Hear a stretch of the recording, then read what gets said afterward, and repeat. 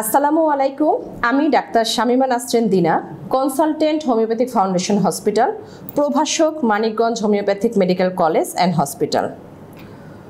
গর্ভাবস্থা বজায় রাখার জন্য একটি শরীরে তার সব কিছুর উপাদান সমানভাবে থাকা উচিত। ঠিক তেমনি একটি প্রয়োজনীয় নাম এন্ডোমেট্রিয়াম, যা কিনা জরায়ুর ভিতরে একটি আস্তরণ। এই জরায়ুর ভিতরের আস্তরণটি অনেক সময় একটি বড় আকার ধারণ করে যখন বাচ্চাটা ভালোভাবে ভ্রূণ প্রতিস্থাপিত না হয়। অর্থাৎ গর্ভধারণের ক্ষেত্রে এই এন্ডোমেট্রিয়াম লেয়ারটা অনেক বড় এবং জটিল। যখন কিনা এই এন্ডোমেট্রিয়াম লেয়ারটা অস্বাভাবিকভাবে পাতলা হয়ে যায়, অর্থাৎ থিন এন্ডোমেট্রিয়াম। এন্ডোমেট্রিয়ামের একটি স্বাভাবিক লেয়ার আছে যেটা জরায়ুর ভিতরে একটি স্বাভাবিক অবস্থানে বজায় থাকবে।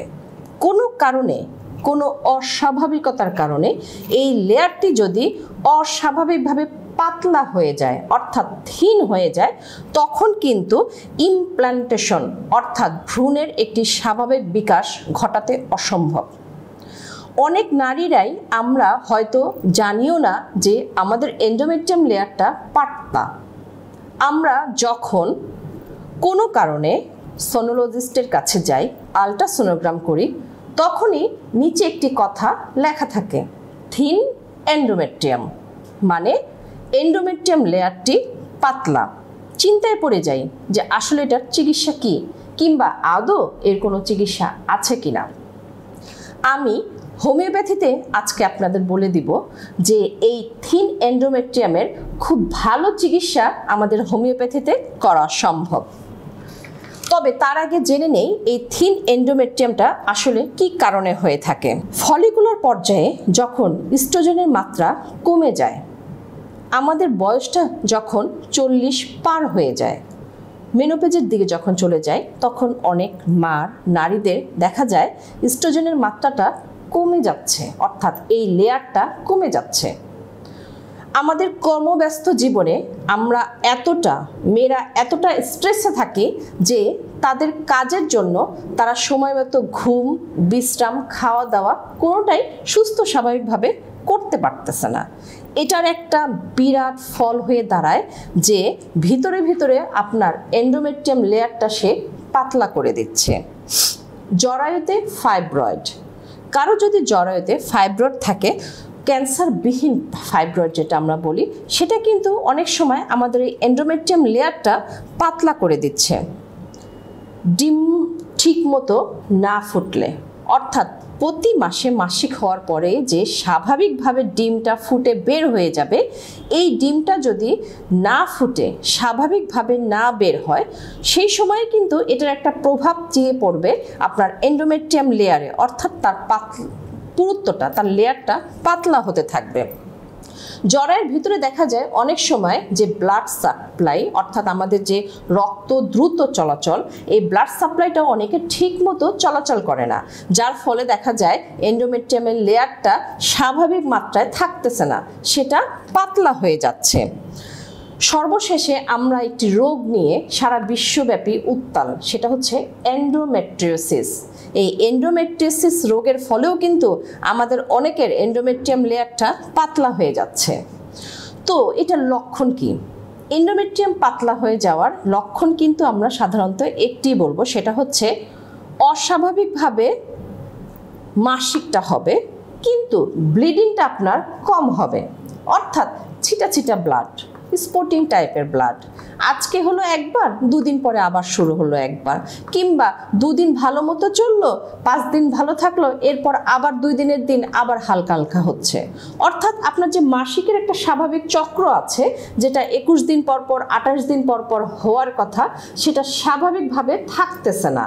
কিন্তু তাই বলে ব্লিডিং কিন্তু বেশি হবে না, ব্লিডিংটা হবে স্পটিং টাইপের ব্লিডিং এবং খুব হালকা। এবং যখনই আপনার সেই ব্লাডটা বের হবে, প্রচণ্ড রকম তলপেটে ব্যথা নিয়েই সে বের হবে। এটার খুব বেশি একটা অস্বাভাবিকতা আমরা সাধারণত চোখে পড়ে না, তবে যেটা পড়ে সেটা হচ্ছে স্বাভাবিকভাবে সুস্থভাবে বাচ্চা কনসেপ্ট করতে চাবে না, অর্থাৎ কেউ যদি বাচ্চা নিতে চায় তার এন্ডোমেট্রিয়াম লেয়ারটা যদি পাতলা থাকে তাহলে সেখানে কিন্তু ভ্রূণের স্বাভাবিক বিকাশটা আর সময়ভাবে হবে না। তো এই ক্ষেত্রে আমরা যেটা ডায়াগনোসিস করি যে কিভাবে আপনি ডায়াগনোসিসে আসবেন যে আপনার এন্ডোমেট্রিয়াম লেয়ারটা পাতলা, টিবিএস আলট্রাসোনোগ্রাম তো আছেই, পাশাপাশি আমি বলবো সোনোহিস্টোগ্রাফি কিংবা হিস্টোরিওগ্রাফি, যেটা আমরা বর্তমান সময়ে একটি লেটেস্ট সোনোলজি আছে, যেটার ফলে কিন্তু আপনি খুব সহজেই আপনার এন্ডোমেট্রিয়াম লেয়ারটা কত মাত্রায় কতটুকু পাতলা সেটা কিন্তু খুব সহজেই ডায়াগনোসিস করা যায়। চিকিৎসার ক্ষেত্রে আমি আপনাকে বলবো মেডিসিনের পাশাপাশি আপনাকে কিন্তু একটি লাইফস্টাইলে চলে আসতে হবে।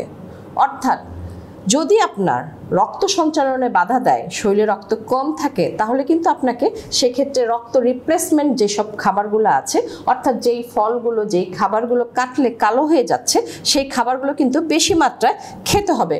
সুষম পুষ্টিকর খাবার খেতে হবে, সবুজ শাকসবজি, বাদাম, কিশমিশ অথবা হাই প্রোটিনের ক্ষেত্রে আমরা বলে থাকি যে এই খাবারগুলো আপনাকে ভালোভাবে নিতে হবে। ভিটামিন B12, ভিটামিন ডি, এই খাবারগুলো কিন্তু আপনাকে পর্যাপ্ত মাত্রায় খেতে হবে। পর্যাপ্ত বিশ্রাম নিতে হবে, কারণ আমরা মেয়েরা জানি আমাদের যে মানসিক স্ট্রেস অর্থাৎ কর্টিসল হরমোনটা যে বেড়ে যায়, এই কর্টিসল হরমোনের কিন্তু একটা বিরাট প্রভাব আমাদের এন্ডোমেট্রিয়াম লেয়ারের উপরে পড়ে।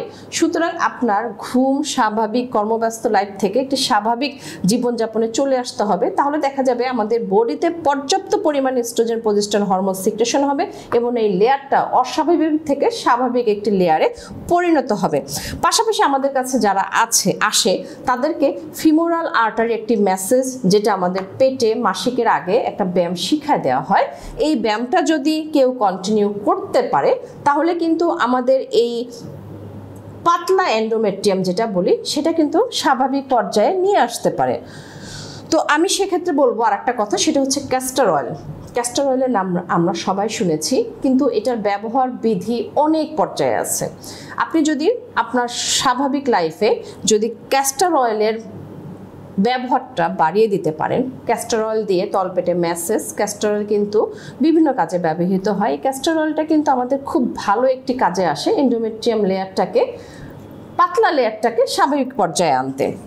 তো সর্বশেষে আমি বলবো পাতলা এন্ডোমেট্রিয়াম লেয়ার নিয়ে আর চিন্তা না করে আজকে যদি আপনি জানতে পারেন আপনার পাতলা এন্ডোমেট্রিয়াম, তাহলে কিন্তু দেরি না করে হোমিওপ্যাথিক ফাউন্ডেশনে চলে আসুন। কেননা আমরা নারীরা, হোমিওপ্যাথি ডাক্তাররা নির্দ্বিধায় বলতে পারি যে জরায়ুর যে কোনো সমস্যায় আমরা খুব ভালোভাবে হোমিওপ্যাথিক ট্রিটমেন্টের মাধ্যমে সেটা সুস্থ স্বাভাবিক পর্যায়ে নিয়ে আসতে পারতেছি। এটা আমাদের সাফল্যতার কারণেই আমরা খুব বড় গলায় বলতে পারি যে জরায়ুর যে কোনো সমস্যায় কিন্তু হোমিওপ্যাথিতে খুব ভালো সমাধান আছে। সুতরাং দেরি না করে হোমিওপ্যাথিক ফাউন্ডেশনে চলে আসুন এবং এই পাতলা এন্ডোমেট্রিয়াম লেয়ারের খুব দ্রুত চিকিৎসা নেন। ভালো থাকুন। ধন্যবাদ সবাইকে।